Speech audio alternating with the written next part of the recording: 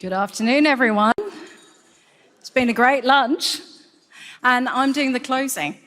So in speaking with UN Women about today's address, we wanted to reflect on this notion of personal code.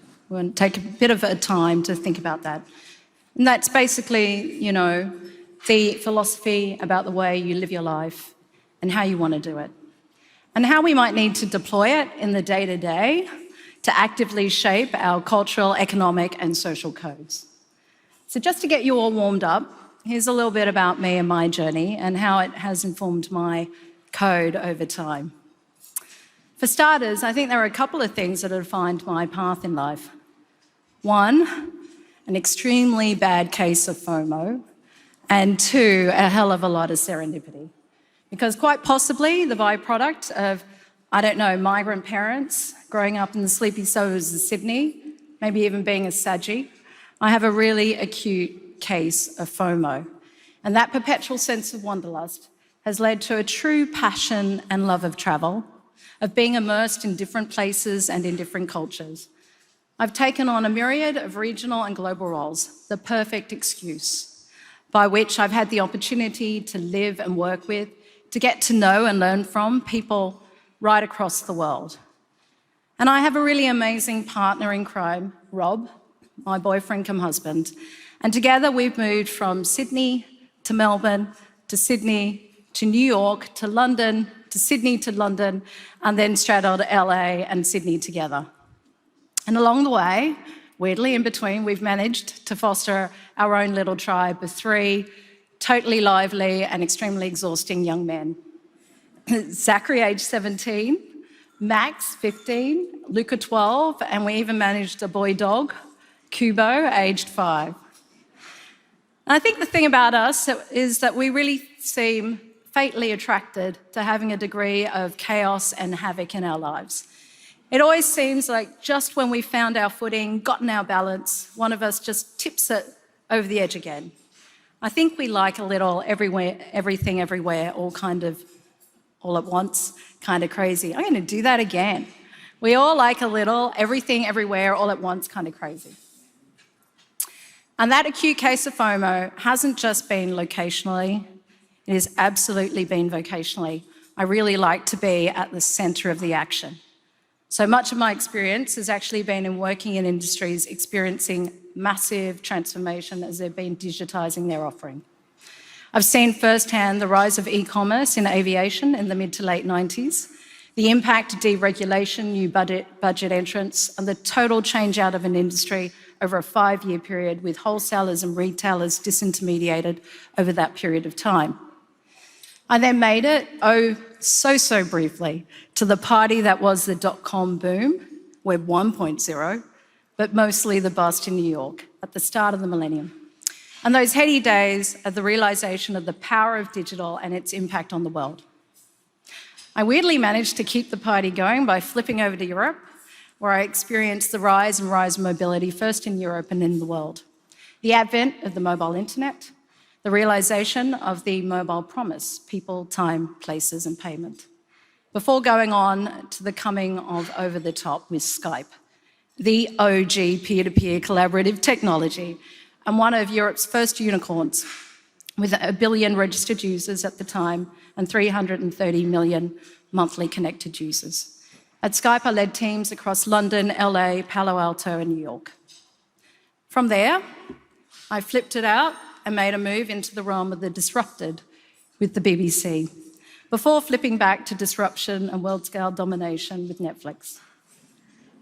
And more recently, back in Oz, I've been working in fintech with Afterpay and now Block's Cash App. A totally bonkers, wonderfully wild sort of romp. involving changing jobs after each child and moving countries twice between child number 2 and 3. And so I think the red thread of my career has very much been, and perhaps life in general, has been disruption, transformation, and inhabiting ever-changing environments. And to thrive, you just need to go along and enjoy the ride.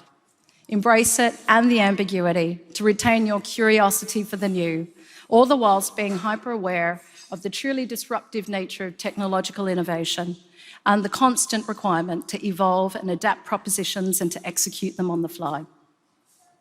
And whilst there's certainly challenge in that, there is also great opportunity and a hell of a lot of new creative energy to be found in rethinking and unlearning and in imagining new possibilities.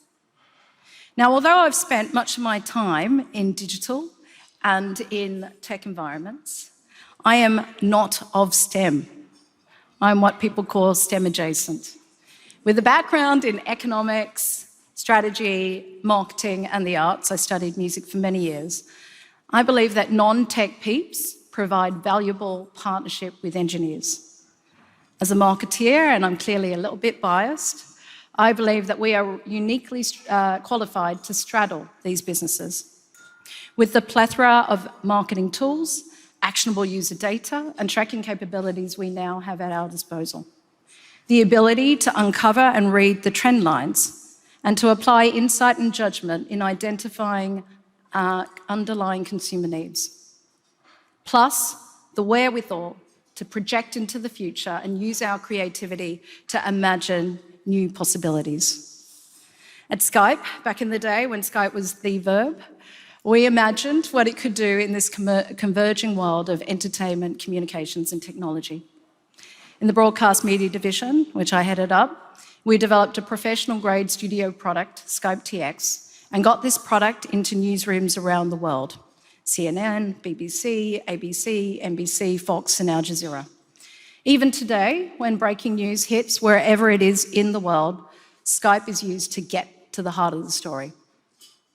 We also played on the ability to co-create powerful new experiences, enabling people from 30 different countries around the world to join a live choir on stage for the final moment of TED. And the benefits of access and participation with the likes of Marvel, where we brought fans into global press tours for the first time and connected the likes of a children's hospital in LA with Chris Hemsworth on the red carpet premiere of Thor 2. With the BBC, we unlocked opportunities that digital presents for our IP, with brand experiences including layering our natural history content on the 3D version of Google Earth, creating Snap Originals, as well as WeChat AR experiences and VR experiences with Oculus Rift. It was also about applying and understanding the power of our content, with Planet Earth and Blue Planet 2 to spark action, working really closely with educational partners, plastics wastes, and marine conservation organisations to spread the message and to help start a movement with impact at consumer, business and government levels, resulting in the ban of single-use plastics and becoming known as the Blue Planet Effect. At Money by Afterpay, Westpac, that we did in partnership with Westpac, we were focused on Gen Z and millennial women. In listening to their needs and observing their money diaries, we found some key dimensions, such as whether they trust themselves with their money, or how motivated or engaged are they about their money. And we brought female product designers and engineers to the table to develop it. The old adage of male engineers and designers developing a product and testing it on a handful of women every other week, simply not good enough. Giving them the context around their money, we launched Money Stories, an Spotify year in review, come Insta Stories-like format, which told them the story of their money that week from which they could take action. And next best action ain't always going to be to set up a savings goal. Sometimes it's to learn more or to find out what others in their slipstream are doing. And so for this, we worked with Refinery 29's Money Diaries to develop an in-app stories format. Say diarist age 24 in Canberra happened that week to have an emergency visit to the vets. You might consider setting up an emergency fund yourself.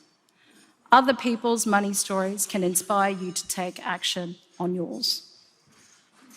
Now, I often get asked the question about imposter syndrome when working across so many diverse industries. In reality, I work alongside some bloody great people who have deep industry knowledge and expertise. All I can hope is that my experience complements theirs, that I can make some lateral connections across industries and provide a new lens from which to view a problem or spot a new opportunity. No one has all the answers, and in fact, the fun is in mucking in and trying to navigate these dynamics and conundrums together. And having worked for so many global organisations, you can also try to bring, as much as one can do, some of that experience into the frame. And so this need to bring more diverse disciplines beyond STEM, different perspectives and lived experiences to complex problems in digital and tech, is especially critical as we start to move towards general AI systems. Ruha Benjamin points out that technology acts with a veneer of objectivity. They give the idea that the output is more neutral than human decision-making, when of course these products come from us. As we are oh so increasingly aware, systems are built by a team in a particular country at a particular point in time. Tech companies will seek scalability, which can of course bring significant access and affordability benefits. However, we need to collectively get involved. Constantly question whether that particular product would work effectively in different places, at different times, and on all people. Technology carries with it culture, language, and ideologies. So that if a technology is being built in Silicon Valley and deployed everywhere else in the world, it is going to carry a certain set of ideas. We need to try to find ways to make that process of creation and production more participatory, to understand and recognise what a technology can do and what it can't. We need to understand and recognise the social and historical context we're developing this technology in, and this is where a broader understanding of sociological systems, politics, linguistics, humanities and social sciences are imminently helpful and much needed. One company that I've worked with is Rejig, a workforce intelligence platform where 2 of the 3 founders are women. Siobhan Savage, all-round force of nature and HR specialist who co-founded Rejig whilst on her 2nd maternity leave, bonkers, and Dr. Shujia Zhang, a machine learning neural network specialist. Both were very well aware of the lack of a consistent and universally applicable standard for ethical AI, as well as the risks of big data and uncontrolled AI in an HR industry when they actually founded their company in 2019. In light of this, Rejig developed the world's first independently audited ethical talent AI to eliminate existing bias from the recruitment and mobility process. Rejig partnered with the University of Technology in Sydney, leveraging cross-faculty collaboration including business governance, social justice, legal compliance, and data science to define and apply a framework for independent assessment of transparency, fairness, accountability, and privacy with its talent shortlisting algorithm. Drawing on data analytic techniques and emerging ethical guidelines and principles, the Rejig algorithm was accredited the world's first ethical talent AI certification by the UTS, setting a global benchmark for trust and ethics in the industry, for which it was awarded the Technology Pioneer by the World Economic Forum in 2022. Its important first step in its mission to use technology to create a world of zero wasted potential in people, society, and business. Now, one theme that resonates with me, and I'm sure with many of you guys in the room, is having a personal and shared sense of purpose. And there are many same but slightly different flavours of purpose that have really attracted me over the years. With Virgin, I love Richard Branson's championing of the customer and the epic David and Goliath struggle with big incumbents. I wholeheartedly believe in the BBC's mission of inform, educate and entertain audiences across television, radio and the world service, as well as the role it has played in being the training ground and support for Britain's creative industries. And also its role in recording for posterity the cultural legacy and historical moments of a nation and its region. At Netflix, I was attracted to a company that has done more than most to commission diverse stories, such as When They See Us, 13th, and Dar 5 Blood, as well as in promoting Black stories and storytellers on our social channels, including strong Black leads. It is why we felt we could go out and make a statement on Black Lives Matter. With its sheer breadth of catalogue and expanding international slate, Netflix is a truly modern 21st century brand in a world that is fluid, where there are no borders across gender, identity, geography, race and beyond. With Football Australia, I am galvanised by the groundbreaking work that has already been done to close the gender pay gap, where the Matildas receive equal shares of total player revenue in line with the Socceroos.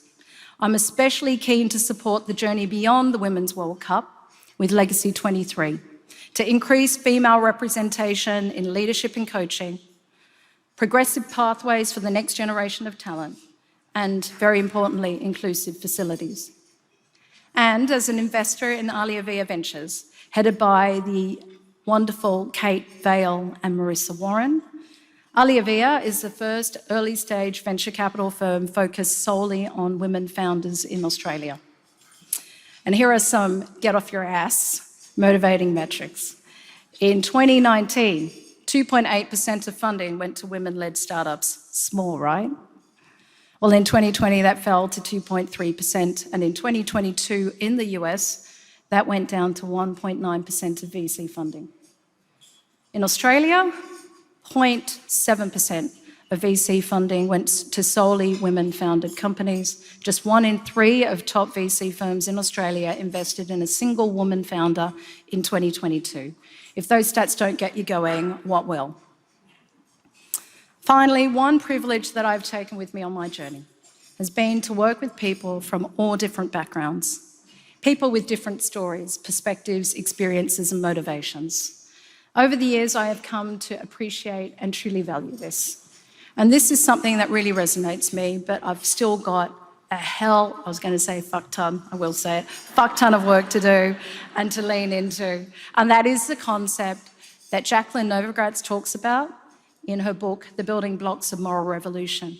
And this is on the art of accompaniment. Accompaniment is a Jesuit term. It means to live and walk alongside those you serve, the willingness to encounter another, to make someone feel valued and seen, bettered for knowing you, never belittled. And this is something that I think about in the context of the amazing women I work alongside at Global Sisters. Global Sisters is a non-for-profit whose aim is to make business possible for women across Australia, women who are facing barriers against mainstream employment. Many are single mothers, often victims of domestic violence, and women over the age of 50, sadly our fastest growing cohort of homeless. Many are First Nations women, women with disabilities, and refugee or migrant women. Business via self-employment provides a genuine alternative, enabling them to move towards financial empowerment and independence. And Mandy Richards, our founder, and her team of amazing women have 2 levels that they are trying to achieve to get to the goal of financial well-being. At a systems change level, tackling welfare reforms relating to women's self-employment and unlocking financial products and services for women to create an economic pathway. By addressing the systemic and structural barriers women face, they make self-employment an actual viable option. And at an individual, impactful level, supporting women to create and run micro-businesses and to become financially independent. And this is where digital platforms are enabling. Starting with our Global Sisters incubation marketplace and then scaling their businesses through online marketplace platforms and our distribution partners. This has led to 72% of sisters earning a business income after 6 months or more. I am in absolute awe and inspired by these women, our sisters. It's when hearing their stories and their struggles that I fully recognise my own privilege and the advantages I've had in life. And accompaniment is a two-way street. It is to be a follower as well as to be a guide. And I get so much from it and learn a hell of a lot about how these women have overcome near insurmountable difficulties and barriers in life. In another world, these women, they would be CEOs and entrepreneurs. It is truly humbling. Before I go, here's just one way in which we can take action now, today, to use our agency to query, challenge, and correct the internet. It's a salient example of the inherent bias in today's search engine algorithms that draw on human-created content and therefore can lead to biased results that are factually incorrect. So from my world of football and sport in general, we're going to cue a video.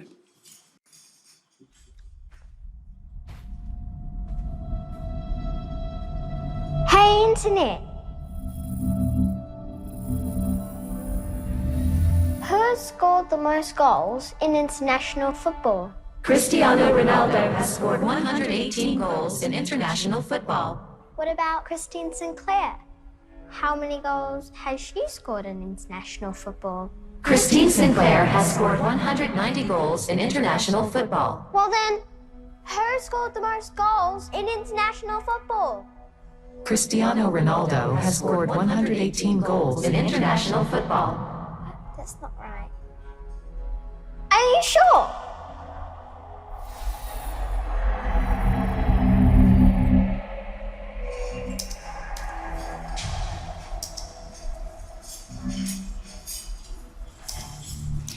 So 118 versus 190 goals. Christine Sinclair. Tim Cahill is not the highest scorer of goals in Australia. He has 50. Sam Kerr has 62. Lionel Messi did 5 World Cups, but Formiga did 7 over 26 years. And 26 is not the next Football World Cup, it is Women's World Cup in 2023. These are just some examples of the bias. And what I would love you guys to do when you get a moment today is to go into this URL, connecttheinternet.com. And at some moment, go through and help us correct the bias in your search engines that you use around the world. It covers a range of sports, including rugby, football, tennis, and basketball, and so forth. And it is really just the beginning of trying to take action and take agency. So thank you very much.